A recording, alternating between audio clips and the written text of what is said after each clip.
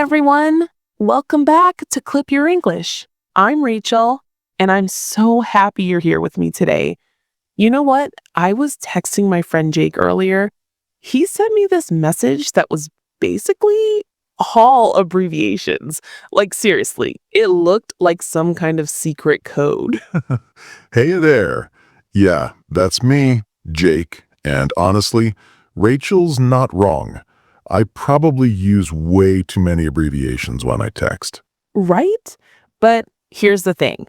By the end of today's episode, you'll totally understand what Jake was trying to tell me. We're going to break down 20 must-know English abbreviations. These will make your communication so much easier and way faster too. Trust me. Once you start using these, you'll wonder how you ever lived without them. These aren't just random letters thrown together. They're super useful in real conversations. So stick with us. You might be shocked at how many of these you've been seeing everywhere, but didn't know what they meant.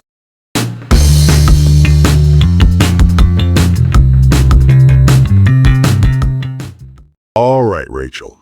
Let's start with the big one, the abbreviation that literally everyone uses. Oh, you mean ASAP? Exactly. ASAP. It stands for as soon as possible.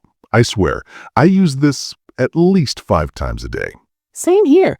Like yesterday, my boss sent me an email. It said, need those reports ASAP. And I knew immediately, drop everything. This is urgent. Perfect example. But here's what's cool about ASAP. You can say it 2 ways. You can spell it out, ASAP, or you can say it like a word, ASAP. Ooh, that's a good point. I usually say ASAP when I'm speaking, but I write ASAP in text and emails. Exactly. So if someone tells you, can you call me back ASAP? They mean right now. Don't wait. Now, let's talk about another classic one. Jake, have you ever gotten an invitation, one that said RSVP at the bottom? Oh yeah, all the time. Wedding invitations, party invites. But honestly, I had no idea what it meant for the longest time. Really? It's actually French. It stands for Répondez s'il vous plaît, which basically means please respond or please reply. See? That's why I love these episodes. I learn something new every time. So when you see RSVP on an invitation, You need to let them know, are you coming or not? Don't just ignore it. The person planning the event, they need to know how many people to expect. right. So you might text back and say, hey, got your invitation. RSVP yes. Or, sorry, can't make it. RSVP no. Perfect. Now, speaking of texting, let's dive into some modern ones. Jake, what's your go-to abbreviation when you're in the middle of a conversation but need to step away? Oh, that's easy. BRB. Be right back. I use this constantly. Same. Like, if I'm chatting with someone and my doorbell rings, I'll quickly type BRB so they'll know I'm not just ignoring them. Exactly. It's so much faster than typing, hey, I need to step away for a moment, but I'll be back soon. And the person on the other end knows you're coming back to the conversation. It's not like you're ending the chat. Right. You might say, BRB, phone's ringing, or BRB, grabbing coffee. Speaking of quick responses, what about when you want someone to tell you something? What do you usually write? Oh, LMK, let me know. This one's huge. Yes, I probably use LMK more than any other abbreviation. It's so versatile. Totally. Like, what time works for you? LMK. Or if you need help with anything, LMK. Or my personal favorite, going to the store, need anything? LMK. Haha, yes, that's perfect. It's casual, it's friendly, and it gets the point across quickly. Now, Jake, let's talk about some of the abbreviations that might confuse people. What about FYI? For your information. This one's interesting because, well, it can sound a little formal, right? Yeah, it can, but it's actually super useful. It's like saying, hey, just so you know. Exactly.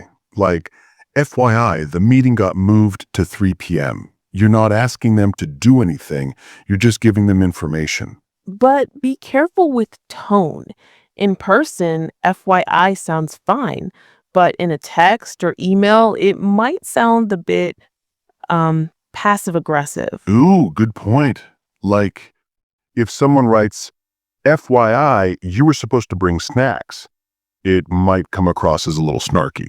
Right. So maybe stick to using FYI for neutral information. FYI, there's construction on Main Street. That's perfect. Got it. Now, what about when people are talking about time? I see so many abbreviations for that. Oh, yes. Let's start with ETA, estimated time of arrival. Super useful when you're meeting up with someone. I use this all the time. What's your ETA is so much easier than saying, what time do you think you'll get here? And people can give you a quick answer. ETA 10 minutes or ETA around 7:30. What about TBD? I see that one a lot. To be determined. It's like saying, we'll figure it out later. Right. So if someone's planning a party and they write location TBD, they mean they haven't picked the place yet. Exactly. Or time, TBD, means they're still working out the schedule. Now, let's get into some social media ones. These are everywhere now. Oh, absolutely. Let's start with DM, direct message. If you want to talk to someone privately on Instagram, Twitter, TikTok, You send them a DM. It's like a private text within the app. right, you might comment on someone's post and say, can you DM me about this because you don't want the whole conversation to be public? Or someone might write, slide into my DMs, which is a fun way of saying, send me a private message. Haha, yeah. Though that one's usually more casual or flirty. True. What about BTW? I feel like this one's been around forever. By the way, it's like adding an extra thought to your conversation. Yeah, like, I loved the movie BTW. Or, BTW, did you see what happened at work today? It's perfect for bringing up something that's not directly related to what you were just talking about. Speaking of bringing things up, what about when you want to be really honest about something?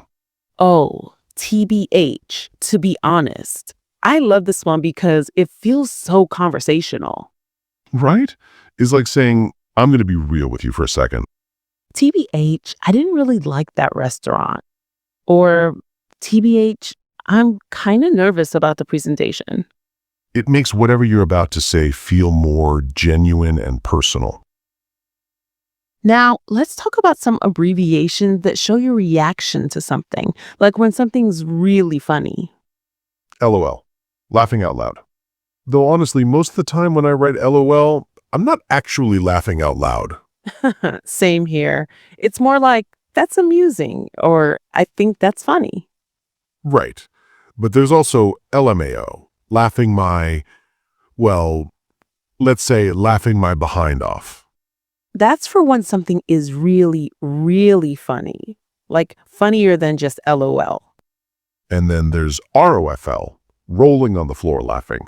That's for when something is absolutely hilarious. Though, again, nobody's actually rolling on the floor.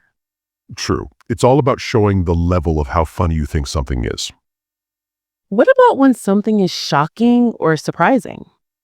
OMG. Oh my God. Or oh my goodness, if you want to keep it less religious. This one's so versatile. OMG, did you hear about Sarah's promotion? Or OMG, I can't believe it's already Friday. And then there's WTF. But that's got some strong language in it. Right, so maybe we'll skip the full form of that one. Just know that it expresses shock or confusion, but it's pretty informal and can be offensive. Good call. Let's talk about some business or email abbreviations instead. Yes, like CC, carbon copy. When you CC someone on an email, you're including them in the conversation. So if I'm emailing my boss about a project, I might CC my teammates so they stay in the loop. Exactly. And BCC is blind carbon copy. That's when you want to include someone but don't want the other people to see that you included them. That one's a bit more advanced, but good to know. What about FAQ? You see this everywhere on websites. Frequently asked questions. It's usually a page where companies answer the most common questions people ask. Like, how do I return something? Or what's your shipping policy? Instead of emailing customer service, you can check the FAQ first. Super helpful. Now, what about when you're not sure about something? IDK? I don't know. This one's so simple but so useful. Right. Instead of writing out, I don't know, you can just put IDK. What time does the store close? IDK, let me check. Quick and easy. And what about when you want to share your opinion? INMO, in my opinion, or IMHO, in my humble opinion. Though honestly, when someone says humble opinion, it doesn't always sound that humble. True, but it's a nice way to show that you know your opinion is just, well, your opinion. Like, Emo, that was the best movie of the year. You're not stating it as fact, you're sharing your personal view. Exactly. Now, let's talk about some abbreviations that help with explanations. Oh, like AKA, also known as. Perfect example. I'm going to see Jennifer, aka my best friend from college. It's a way to give someone extra information or clarification. Right. Or we're going to NYC, aka New York City, in case someone doesn't know what NYC stands for. What about DIY? I see this everywhere, especially on social media. Do it yourself. It's usually about projects you can do at home without hiring professionals. Right, like DIY home decorating or DIY cooking hacks. It's become this whole trend of being creative and making things yourself. And finally, let's talk about one that's super important for social situations. BYOB? Exactly. Bring your own bottle or bring your own beer when someone's having a party but not providing alcohol. This one's crucial to know. If an invitation says BYOB and you show up empty-handed, that's awkward. Yeah, always check the invitation carefully. And sometimes you might see BYOD, bring your own device, for work meetings when you need to bring your laptop or tablet.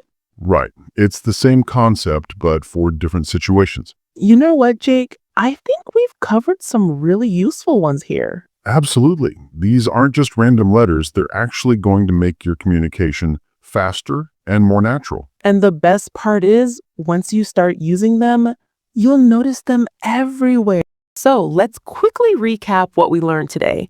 We covered the classics like ASAP, RSVP, and BRB. Plus some social media favorites like DM, LOL, and OMG.